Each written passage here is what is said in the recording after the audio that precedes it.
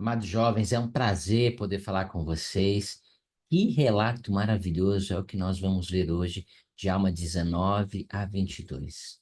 É uma história maravilhosa de conversão e é uma exceção, tá? Normalmente não acontece assim com cada um de nós. Normalmente o processo é gradativo, linha sobre linha, preceito sobre preceito. Mas essas histórias que aprenderemos hoje, elas falarão a respeito do poder de Deus, do grande poder que Deus tem, de mudar vidas, de mudar corações, de transformar cidades inteiras, pelo poder da fé, pelo poder que podemos exercer. Que coisa maravilhosa é nós termos esses relatos maravilhosos de Alma e os filhos de Mosia, que deixaram o trono, que deixaram tudo para trás e decidiram pregar aos lamanitas, que eram considerados seus inimigos, um povo selvagem, um povo que adorava matar os nefitas. E eles deixaram todo o prestígio que eles tinham e tomaram a decisão de gastar sua vida a serviço de seu próximo, tá? Então, vamos começar com a primeira pergunta. Ok?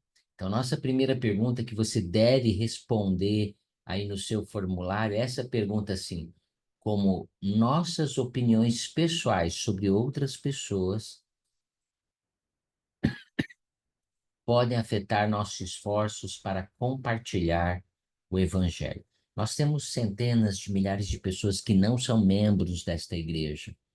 E muitas vezes criamos rótulos para essas pessoas, porque elas são isso, porque ela não vai aceitar, porque ela vai deixar de fazer isso, porque ela vai deixar de fazer aquilo, porque ela fuma, porque ela bebe, porque ela usa piercing, porque ela tem tatuagem, porque ela faz, sei lá, tantas coisas que nós podemos criar estereótipos que eles não aceitarão. Todos são filhos de Deus, todos podem aceitar.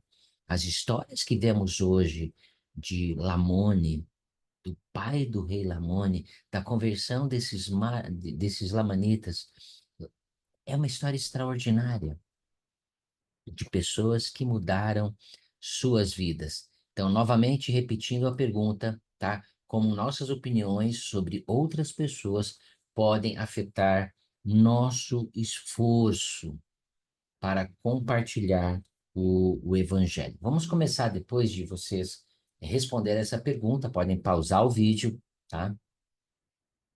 E essa é uma atividade que nós vamos fazer agora. Avalie a si mesmo numa escala de 1 a 5 sobre a probabilidade de convidar as seguintes pessoas para aprender mais sobre Jesus Cristo. Então, primeira pessoa, alguém que você conhece que mostrou interesse pela igreja.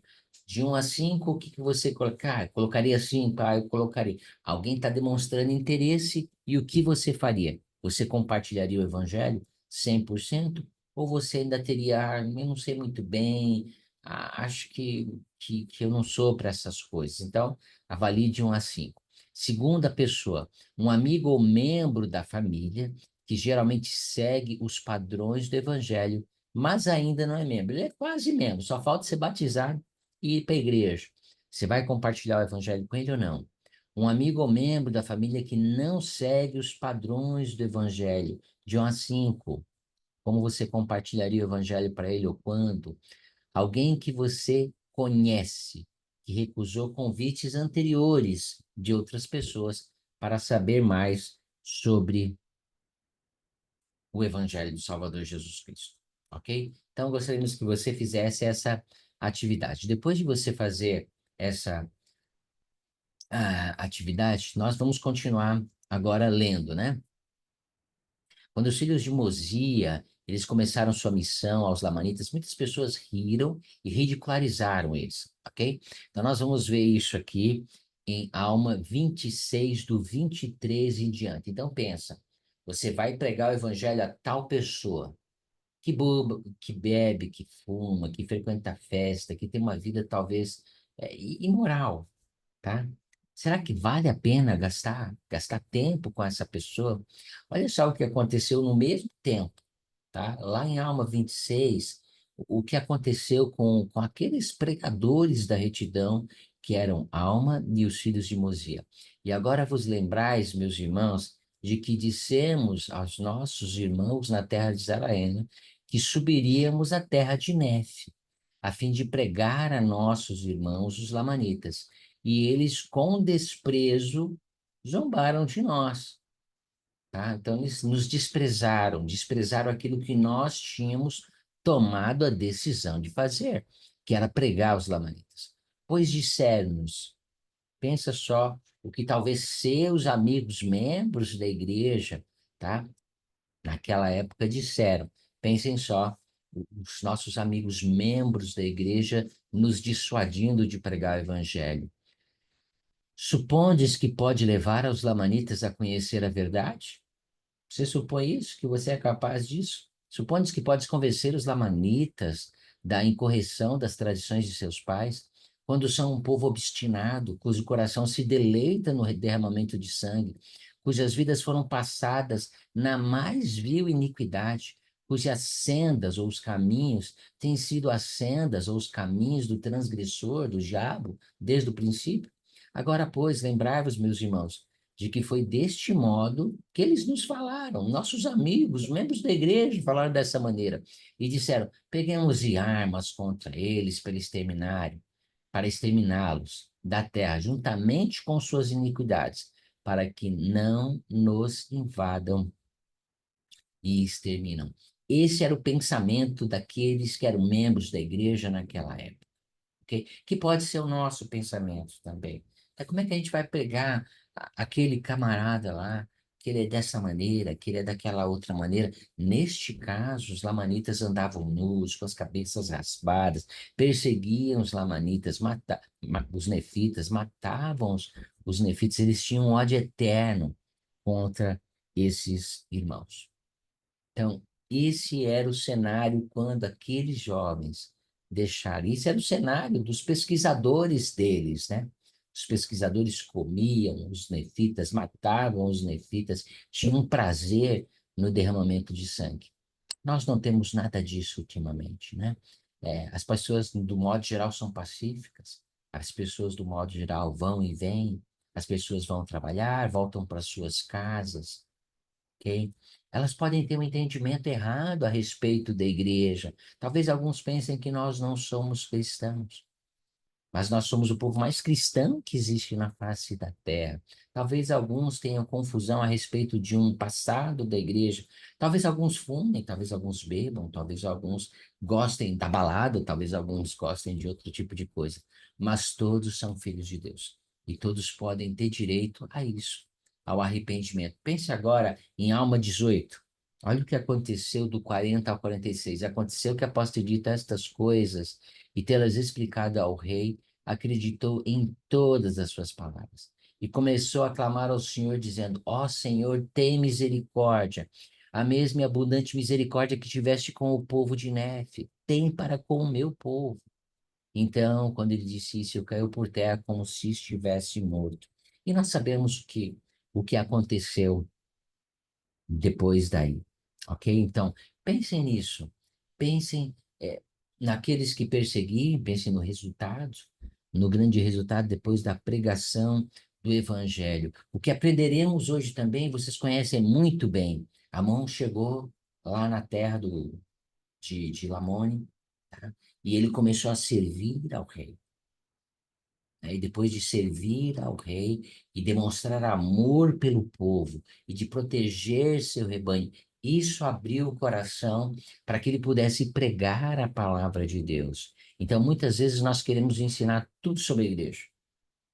Queremos falar sobre a primeira visão, queremos falar sobre o livro de Mormon, queremos falar sobre as doutrinas da igreja, queremos falar sobre tantas outras coisas. E muitas vezes nós precisamos aprender que o exemplo convence. Cada um de nós podemos aprender. Esse grande relato do livro de Mormon é um relato a respeito de serviço. Quando nós nos dispomos a servir, o serviço e amor aos filhos de Deus abrem o coração para a pregação do Evangelho. Quando vemos alma, quando vemos Amon, perdão, tá? É, com aquele povo. protegendo os rebanhos do rei, levantando a espada, eh, e, e, e cortando os braços dos lamanitas que tinham roubado os rebanhos do rei. Quando vemos todas essas histórias não falam a respeito da destreza de Amon, não falam a respeito da grande habilidade que ele tinha com a espada, mas elas ensinam a respeito do poder de Jesus Cristo, o poder que ele dá aos filhos dos homens quando eles andam em retidão, quando eles andam em seus caminhos, quando eles buscam fazer aquilo que, que é certo. A mulher de. Vamos começar aqui agora em Alma 19, tá? Em Alma 19, não quer passar, peraí. Isso, ok? Vamos começar aqui no versículo 1. E aconteceu que, passado 2 dias e 2 noites, estavam um ponto a levar o corpo e depositá-lo em um sepulcro que haviam feito com o propósito de enterrar seus mortos. Ora, a rainha, tendo ouvido falar da fama de Amon, mandou, portanto, chamá-lo à sua presença. E aconteceu que Amon fez o que lhe foi ordenado. E procurou a rainha e perguntou-lhe o que desejava que ele fizesse. E ela disse: Os servos do rei, meu marido, informaram-me que és profeta de um santo Deus e que tens o poder de realizar grandes obras em seu nome. Portanto, assim é, desejo que entres e veja meu marido, porque ele está deitado em seu leito pelo espaço de 2 dias. E alguns dizem que ele não está morto. Porém, outros dizem que ele morreu e cheira mal, e que deveria ser sepultado. Mas para mim, ele não cheira mal. Eu esqueci de dar um contexto. Você se lembra que eu estava falando do rebanho do rei, que ele protegeu, depois o rei chama ele para conversar com ele, e ele começa a ensinar o rei, edificando sobre crenças comuns. O rei quer saber com que poder ele faz isso, com que poder ele tem mais poder que todos os seus exércitos. E ele pensa que ele é o grande espírito. Se lembram disso, né? Então, ele pensando que ele era o grande espírito, Amon começou a ensinar ele, dizendo: Crês tu em Deus? E ele diz: Olha, eu não sei. E aí ele falou assim: Olha, crês tu num grande espírito? Ele disse: Sim, sim, eu acredito no grande espírito. Crês tu que o grande espírito criou o céu e a terra? Ele falou assim: Acredito que ele criou todas as coisas. Eu sei onde é que é a terra, mas não sei onde é que é o céu. E ele começa a ensinar o rei Lamone. Depois, o que acontece com o rei Lamone é que ele tem uma experiência é, muito gratificante, tá? Aquela que nós já lemos, tá? Ele começou a clamar, né? Porque Amon lhe deu um desafio.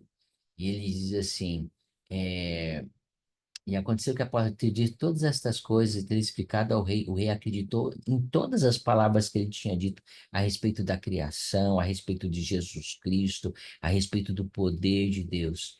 E aí ele começou orando: Ó Senhor, tem misericórdia de mim, mesmo a abundante misericórdia que tivestes com o povo de Nefe, tem para comigo.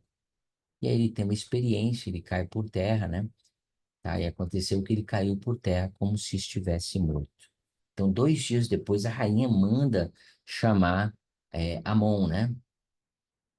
Desculpem por ter tirado esse contexto histórico, né? E ela diz, ó, tem poder de realizar grandes coisas. Portanto, se assim é, desejo que entres e veja meu marido, porque ele está deitado em seu leito pelo espaço de 2 dias e 2 noites. E alguns dizem que ele não está morto, porém outros dizem que morreu e cheira mal, e que deveria ser sepultado. Mas para mim ele não cheira mal. Ora, isso era o que Amon desejava, porque sabia que o rei Lamone estava sob o poder de Deus. Amon já sabia disso, né? Desde 2 dias atrás ele já sabia disso, né? Sabia que o escuro véu de incredulidade lhe estava sendo tirado da mente e que a luz que iluminava a mente, que é a luz da glória de Deus, que era a luz maravilhosa de sua bondade. Sim, essa luz havia lhe infundido tanta alegria em sua alma, tendo se dissipado a nuvem de escuridão, que a luz da vida eterna se havia acendido na alma. Sim, sabia que isto havia dominado o corpo natural do rei e que ele fora arrebatado a Deus. Assim como seu companheiro alma, filho, tinha acontecido com ele no passado, ele viu novamente as coisas se repetindo com Lamone. Lamone invocou a Deus, queria perdão de seus pecados, ele ia abandonar qualquer coisa para conhecer isto. E que coisa maravilhosa é isso, quando estamos dispostos a abandonar qualquer coisa. O que eu estou disposto a abandonar para conhecer o Salvador? O que eu estou disposto a abandonar para abraçar esse Evangelho? O que eu estou disposto a fazer para ter a glória eterna, né? Então, ele continua. Portanto, o que a rainha lhe disse era unicamente o que ele desejava. Assim entrou para ver o rei, como havia pedido a rainha. E vendo o rei, soube que ele não estava morto. Disse então a rainha: ele não está morto, mas dorme em Deus e amanhã se levantará outra vez. Portanto, não o sepultes. E disse-lhe Amon: crês tu nisso? E ela disse: não tive prova alguma, a não ser tua palavra e a palavra de nossos servos. Não obstante, acredito que será como dizes. Então pensa só nisso. Aquela mulher não conhecia aquele homem de canto nenhum. Os servos disseram algumas coisas para ela, disseram a respeito do poder dele, do que ele tinha feito, do que tinha acontecido com o seu esposo. E ela acreditou 100% naquele homem que era um dos profetas de Deus. Então, minha segunda pergunta para que você possa responder aí no formulário: como eu reajo, ou o que eu faço, tá? Com relação às instruções dos profetas atuais. O que eu tenho feito com a instrução que o presidente Nelson deu na última conferência? Sabemos que o Senhor tem focado, por meio dos seus profetas, na frequência ao templo, em nós prepararmos a nossa própria história da família. Então, minha pergunta é: o que eu tenho feito com relação a isso? Eu me esforço frequentemente para estar no templo? Eu me esforço frequentemente para fazer minha própria história da família? Ou eu gosto muito da quadra, eu gosto muito dos meus amigos, eu gosto muito de ficar jogando futebol e não trabalho nem um pouquinho pela história da família? Não é errado jogar futebol, não é errado jogar vôlei, não é errado se dividir, mas eu sigo os profetas de Deus e priorizo as coisas que Deus tem priorizado. Lembra disso, Deus quer salvar todos os seus filhos. Não existe ninguém que ele não queira salvar. Ele quer salvar o seu vizinho, o seu amigo, o seu colega, o meu vizinho. Olha o que diz aqui em Alma 19, no versículo 36. E assim começou a obra do Senhor entre os lamanitas. Deste modo, o Senhor começou a derramar-lhes o seu espírito.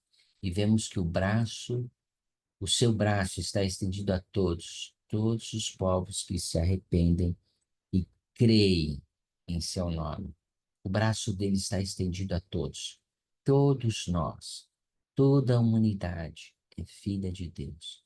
Deus é nosso Pai. Ele ama todos os seus filhos e quer salvar todos os seus, todos os seus filhos, né? Vamos, vamos ver agora um vídeo maravilhoso falando sobre a conversão de uma pessoa, tá? Vamos aqui, cadê o vídeo? Aqui, muito bem. Espera só um pouquinho que eu vou compartilhar de novo e vou compartilhar também o som do vídeo. Estamos aqui vivos, então por que não aproveitar cada segundo? Quando pequena eu ia à igreja, eu era a líder do grupo dos jovens, presidente, e eu tinha uma religião. Eu sempre tive fé, e em algum momento eu perdi a fé em Deus e Jesus, mas eu ainda tinha fé naquilo que eu chamava de universo. Algo do tipo, você faz coisas boas e coisas boas acontecem. Eu sempre tive esse tipo de fé. Eu sempre gostei de moda. Eu amo roupas. Quando eu era jovem, eu falava com as minhas roupas. Logo, percebi que eu queria ser estilista. E eu trabalhei com uma pessoa que trabalhava para um atleta. E após isso, eu conheci o Dwayne Wade e comecei a trabalhar com ele. Eu descobri que havia um nicho de atletas que precisavam ser vestidos e ninguém estava fazendo isso. Foi assim que comecei a trabalhar com atletas. A Kellyanne tem força própria. Minha empresa fechou um contrato com o Dwayne. E ela foi a força motivadora por trás disso. Então, como parte do trabalho com o Dwayne, trabalhei bastante com a Kellyanne nos últimos 5 anos. Como estilista e na indústria da moda, a vida é muito, muito corrida. Você se envolve, vai a festas, sai à noite, bebe. Quando ela entra num lugar, todo mundo já sabe quem ela é, porque ela atrai as pessoas. A Kellyanne é super divertida, a alma da festa. Ela definitivamente faz parte de tudo que está relacionado a ser a alma da festa e dessa vida agitada. Estávamos numa reunião sobre o Dwayne Wade e todos estavam bebendo. Estávamos com os copos na mão. Eu olhei para o Clark e falei, por que você não está bebendo? E ele disse, por causa da minha religião, nós não bebemos. E eu respondi, você é uma pessoa divertida, mas não está bebendo. Eu quero entender isso melhor. E eu disse, eu sou membro da Igreja de Jesus Cristo dos Santos dos Últimos Dias. Essa é uma das coisas em que acreditamos. E ela disse algo do tipo, que estranho, ou que fofo. Do tipo, esse não é meu jeito, não, mas tudo bem. Valeu, Clark. Ao conhecê-lo melhor, observei como era a vida dele com a família e como, embora ele tivesse todos esses outros afazeres, sua família era o mais importante. E não se vê muito isso hoje em dia. Tenho uma ótima família, somos bem unidos, mas eu sentia que faltava algo. Então, quando eu estava a caminho de Mykonos para encontrar 2 clientes ao mesmo tempo, Usain Bolt e Dwayne, meu voo atrasou. Eu podia escolher entre pegar minhas coisas, toda a minha bagagem, ou deixar tudo lá e fazer minha conexão. Escolhi minhas coisas e, é claro, perdi a conexão. E enquanto eu andava pelo aeroporto de Atenas chorando, eu não conseguia acreditar que eu tinha escolhido coisas ao invés dos meus clientes. E comecei a perceber que eu tinha começado a construir uma prisão para mim mesma. Percebi que eu precisava mudar. E eu disse a mim mesma, assim que eu voltar para Miami, vou fazer uma limpeza geral, uma limpeza total. Vou parar de beber. Então, cerca de 2 ou 3 meses depois que ela decidiu parar de beber, ela disse, tá bom, Clark, me fale sobre a sua religião. E eu disse, você quer mesmo saber? Ela disse, sim, comece do começo, me conta direitinho. E ele me falou sobre Joseph Smith, sua experiência no bosque, e falou sobre as placas. E eu disse, opa, espera. Você está me dizendo que uma pessoa como você, uma pessoa prática, acredita que um rapaz encontrou essas placas com um livro escrito nelas? E ela olhou para mim e disse, essa é a coisa mais ridícula que eu já ouvi. E eu pensei, acho que não saiu como eu planejei. E, por fim, eu disse, quer saber, Clark? Quero conhecer. Eu quero ler esse livro, já que você acredita tanto nele. Eu estou aqui e estamos debatendo isso. Eu vou ler o livro e vou provar que você está errado. Porque é isso que eu gosto de fazer. Eu gosto de questionar tudo e provar que os outros estão errados. Eu falei, me dá o seu livro. Vou ler e vamos ver o que acontece no final. Então eu dei um livro de Mormon para ela. E 2 ou 3 semanas depois eu recebi uma mensagem assim, Clark, tenho perguntas sobre o livro de Mormon. E eu disse, que ótimo, você está fazendo o que prometeu, está lendo, parabéns. E então nós trocamos mensagens sobre as perguntas que ela tinha sobre o livro de Mormon. Só que, olha, eu vou dizer, nas 2 primeiras semanas, uau, foi bem difícil. Toda vez que o telefone vibrava com uma pergunta da Kelly, eu pensava, ai não. E eu mostrava para minha esposa e ela dizia, boa sorte. E eu comecei a ler, mas havia muitas escrituras ou passagens que pareciam muito racistas. Então falamos muito sobre isso. Toda a parte de trás do meu livro está cheia de anotações sobre referências do tipo, você sabe, a maldição da pele escura e sua pele tornou-se branca. E eu ficava discutindo com ele. Eu dizia: como pode haver uma religião que acredita em Deus se há tantas escrituras que parecem isolar um grupo inteiro de pessoas? Para mim, que sou uma pessoa negra, você está me dizendo que eu sou amaldiçoada? Eu acho que depois de umas 3 semanas eu disse: olha, quer saber, Kelly, isso não vai dar certo. Foi uma má ideia, pode me devolver o livro, obrigado por tentar, isso não vai dar certo mesmo. E ela riu. Ela disse: não, eu disse que eu ia ler, então eu vou continuar lendo. E naquela noite eu li 2 Nefe 26:33. Pois nenhuma destas iniquidades vem do Senhor, porque Ele faz o que é bom para os filhos dos homens, e não faz coisa alguma que não seja clara para os filhos dos homens, e convida a todos a virem a Ele e a participarem de sua bondade, e não repudia quem quer que o procure, negro e branco, escravo e livre, homem e mulher, e lembra-se dos pagãos, e todos são iguais perante Deus, tanto judeus como gentios. E aquele momento foi um momento esclarecedor. Esse tempo todo eu estava debatendo, sabe, sobre o racismo e lendo sobre iniquidades e tudo que eu já fiz. E Deus ama a todos. Não importa quem você é, o que você é, nem o que você fez. Deus ama a todos. Com base nas perguntas que ela me fazia, nas conversas que tínhamos, eu sabia que 2 Nefe 27 seria bom para ela. Eu estava indo comprar alguns artigos para uma festa e comecei a ler, mas comecei a chorar. Daí pensei, certo, eu não posso ler agora. Preciso terminar isso primeiro. Cheguei no local e comecei a chorar muito. Nem tinha terminado de ler o que o Clark havia me mostrado e eu já estava chorando sem parar. Eu estava tentando voltar ao meu escritório, sabe? Um caminho que eu conheço bem, mas peguei vários desvios. Eu ouvi uma voz em minha mente que dizia: você pode acreditar ou continuar a ser cética. E finalmente eu cheguei ao escritório. Eu enviei uma mensagem para o Clark dizendo: Clark, eu preciso tomar uma decisão. Acreditar ou continuar a ser cética.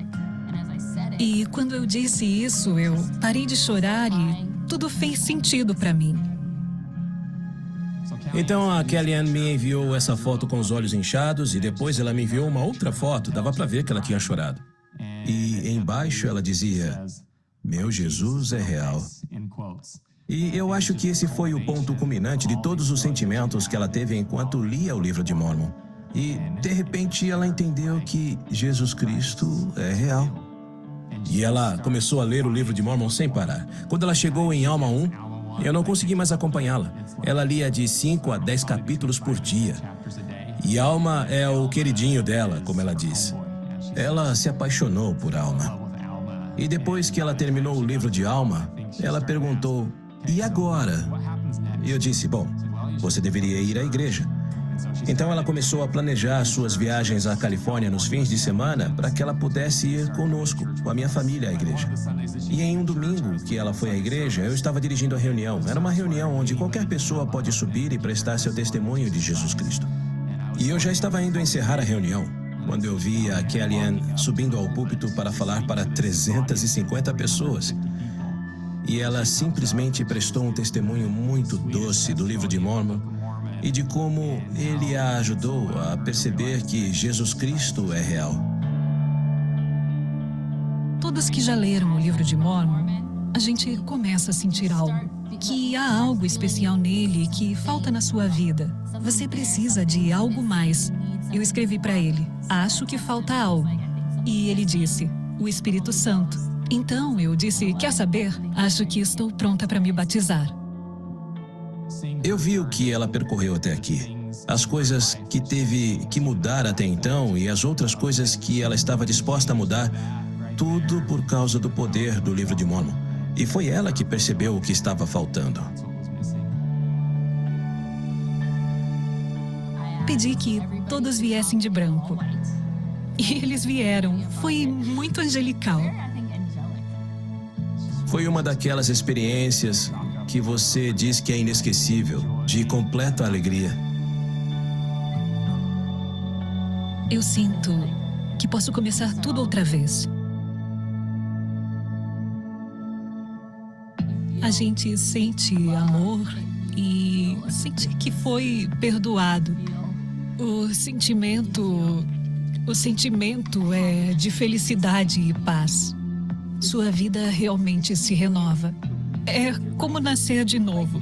Eu sei que pode parecer clichê, mas é exatamente isso, um novo começo.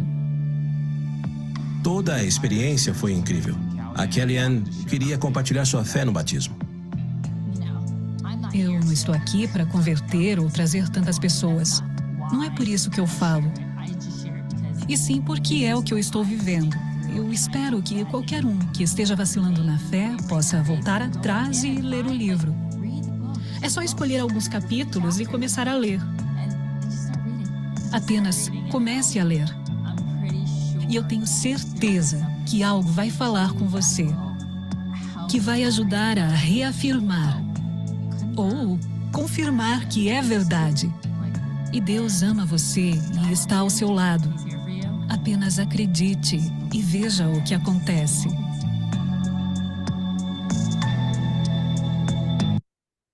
Então, minha terceira pergunta é: o que você aprendeu com a história de Kellyanne neste vídeo? Eu gostaria de dizer o que eu aprendi. Aprendi que todos são filhos de Deus. Aprendi que a palavra de Deus é acessível a todas as pessoas. Que todos podem tomar a decisão, usar seu arbítrio para se unir à igreja, para mudar vidas. Ela é uma recém-conversa.